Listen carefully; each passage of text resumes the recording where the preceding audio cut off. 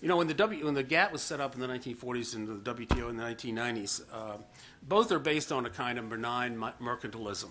That the assumption is that political leaders will think that exports are good and imports are bad, and that's the way, and that's how you make trade policy. So that no one, it didn't occur to anyone in the 1940s and again in the 1990s that you would have to have a lot of rules, and the WTO doesn't have a lot of rules about export restrictions. You find reams and reams of rules about how the conditions under which you can restrict imports, but there's not a lot about export restrictions. It was assumed that everybody would want to export. But that could be fortunate, actually, because you only have just a small couple of sentences about export restrictions, but they're very explicit. Article 11 of the WTO says that you cannot, prohibits export restrictions other than duties, tariffs, or other charges. You can't do quotas. You can't do regulatory stuff. Now, there are exceptions. You could use a national security exception. The nations of the WTO, including the United States, have been very reluctant to go down that road in any case. Or for critical shortages of a particular commodity, or for environmental reasons. But those are those three exceptions are those that pretty much govern, and it's pretty clear. Now, this is not to say, particularly in the 1970s in the first energy crisis and occasionally in the 1980s and 90s, that nations haven't broken that rule, including the United States. I forget, this is a lesson one of the other speakers talked about, where we hopefully learned something of a lesson, though Congresses don't remember things like this. When we restricted soybeans in the 1970s, we raised the price worldwide. Other countries, Brazil and others, were induced to come into that market. They then got into that market. We created other competitors. So I hope we learned a lesson from that kind of thing. But by and large, nations this has not been a big issue.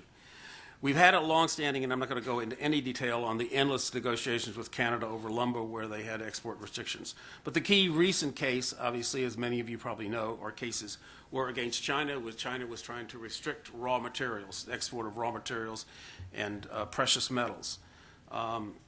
China claimed that this was in part for environmental reasons, but the WTO, the panels, and then the appellate body in the WTO struck that down, making the point that China had neither shown any kind of critical shortage internally, particularly of other commodities beyond rare metals, but also that China, while invoking the environmental exception, was continuing to use these commodities and rare metals domestically.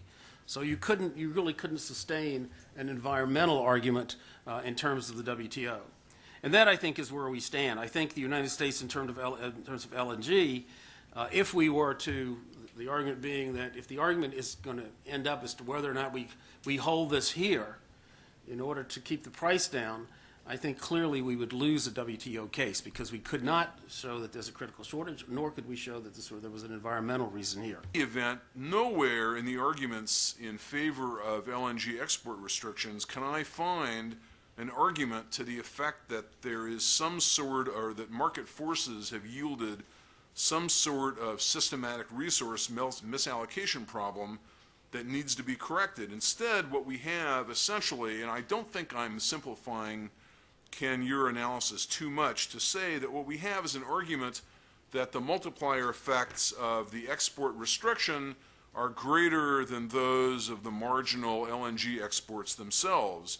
That kind of an argument hinges on an assumption that we know all of the relevant cross-elasticities in terms of resource flows among the myriad economic sectors that make up the U.S. economy, and it requires that we believe also in the proposition that we can defend a principle by arguing, I think David made a similar point, that we can defend a principle by arguing about a matrix of numbers, and I think that is seriously misguided.